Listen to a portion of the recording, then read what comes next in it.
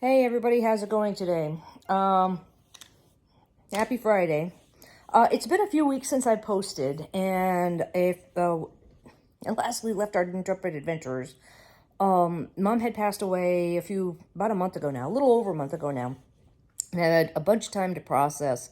And let me just give you some thoughts on me doing this whole process. The reason why I want to talk about it today is because I have a family member who's helping out a friend, and the friend doesn't have any family left, and he's saying things like, "Just bring me home, just bring me home." So let me give you some backstory. I gave my friend advice. I don't know if it's wanted or unwanted advice, but yeah. So the backstory for me was when I was first introduced to palliative care and hospice care for my mom. And I didn't realize there were services out there for the person that I was caring for. So let me tell you the story of how I was introduced to valuable information. And I will pass that on to you so you can go and do the rest of the research on your own. And it's really simple research. I think the fourth time my mom had been hospitalized in a year, within the span of a year. A couple of people stopped by my mom's hospital room. One of them was a palliative care manager, and the other one was a hospice care manager. And they wanted to talk to me. They didn't want to talk to Mom. Mom had dementia, severe dementia. And she was not feeling well, and she can't comprehend. Couldn't comprehend at that point. She couldn't comprehend at that point. So they sat down. I sat down in the room with them, and they talked to me that there was palliative care, a palliative care tract you could go, and a hospice care tract you can go. And at the time, they said, you don't have to decide.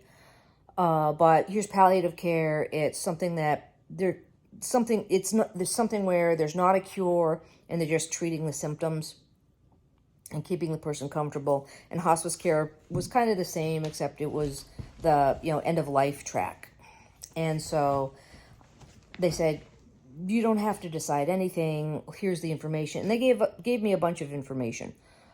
So, which was very useful. And then a little bit after that, when my mom got home, it was very interesting because we had to inform her PCP. She was in the hospital again, and this is why. And the PCP said, why doesn't she transfer over from me, who's a PCP, regular PCP, to a geriatric PCP? Okay.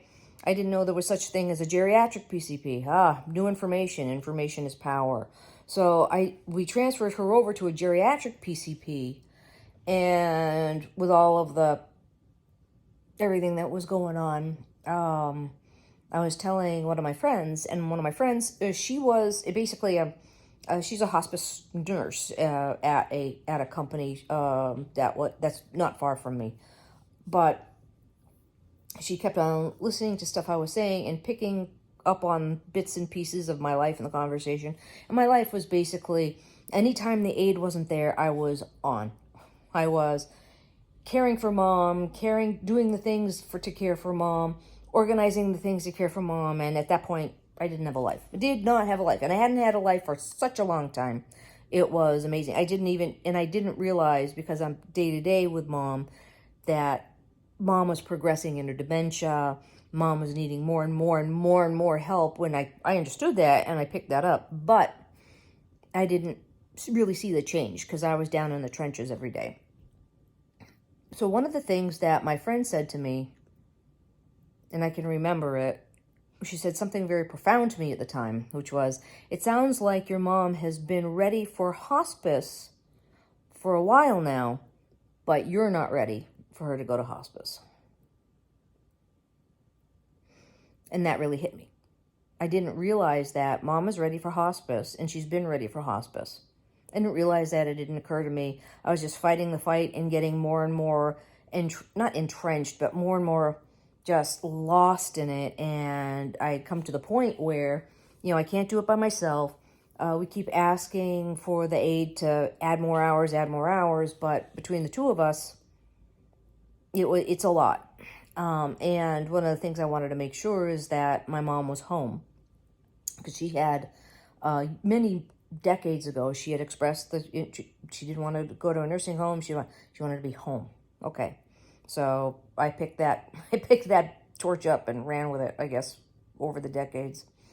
But yeah, so here's my friend saying she needs hospice care. So I had to really sit there and go, tell myself, listen, it hadn't occurred to you, you hadn't thought about it, but now's the time.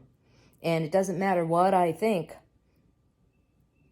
Mom needs hospice care, and she's been ready for hospice care. And so mom has severe dementia. She can't tell me that she needs hospice care. She doesn't have the words. She doesn't have the concept. She doesn't know what's going on. She has dementia. So I made the call to get the hospice people in. And I don't know if you know, you can choose your hospice team. You can choose your hospice company. So I chose a hospice company it happened to be my friend's hospice company. My friend was too far to come and do the hospice stuff, but with me. So she lives about 60 miles away. So it's not, but her company could come in. And that's where they came in. They told me, their services, what they offered, basically what would happen, what was going on, what would happen, and all of the different stages. And that's when she got, it's a bunch of nurses, but she had a main hospice nurse, a counselor. She had a priest. We only saw the priest once. She said she came in, she talked to me, she spent 5 minutes with my mom, and that was it. But she had a case hospice manager and another director manager or something. And we had the 1-800 number as well if we had any issues or if anything was going on that they needed to know about. So once I got the hospice rolling, it was a lot of coordination, but it was people, it was help. It was a lot of help. So, which is great. And it was great in one way that I got a lot of help, but in another way, it's a lot of coordination. You had people coming all times a day with medications, because from there on out, two things. The hospice was all covered by Medicare. Thank goodness. Hospice was all covered by Medicare.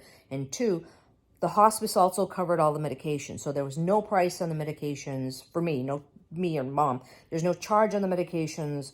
There's no question that she needed the medications. There's no arguing or what. It was, she needed this, she got it. She needed that, she got it. And they gave me a whole starter packet of medications, plus the couriers were always coming to the door, I'd say about once or twice a week, handing you medication. What's your name? They write your name down, and then they leave.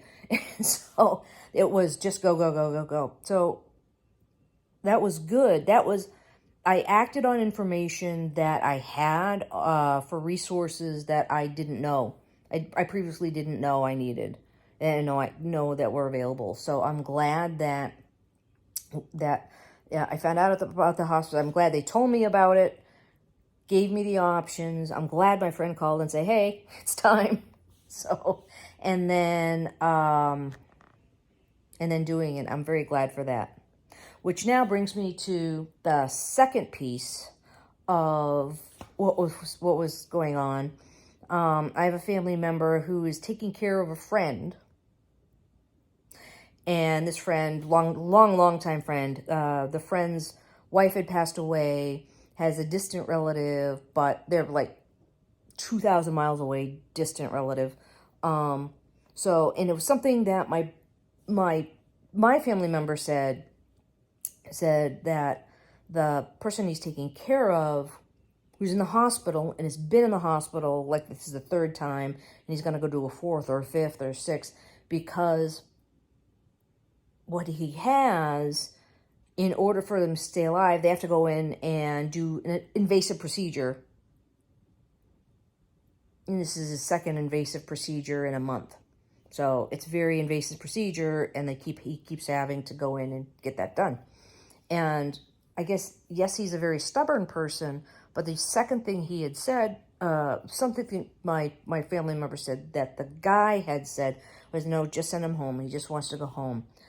And so that prompted my brain to think about someone who does not want all this invasive thing, because there's no cure. There's no cure. He just wants to be kept comfortable for the time he has. He just wants to go home and be comfortable and live out the rest of his life. I'm thinking that he's interested in palliative care and maybe hospice care, but he's interested in palliative care because there's no cure. He just wants to be made comfortable. But he doesn't have that knowledge or that vocabulary yet because no one has told him about palliative care and hospice care.